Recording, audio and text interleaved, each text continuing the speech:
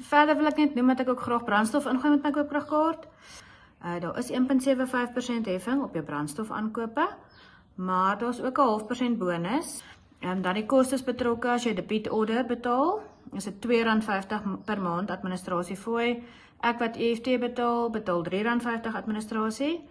En dan sit R1 elke keer as jy die kaart gaan swipe, so dat ek net noem van ons waarborgfonds.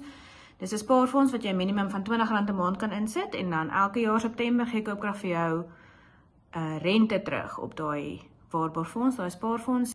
Daai geld bly in alle tye joune. So sou jy bedank of kanselleer, gee ons daai geld vir jou terug. As daar uitstaande op die rekening is, gaan ons van daar vereffen, ons gee die res van die geld vir jou terug.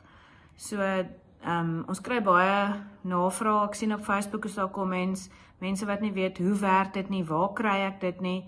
Ons kantore is in Linwood, ons is al vir 87 jaar bestaan Koopkrag al. Ons het 'n WhatsApp diens, ons het 'n e-pos wat jy kan gebruik, jy kan bel, jy kan besoek, jy kan ons website besoek. So kry vir jou Koopkragkaart mense, asseblief.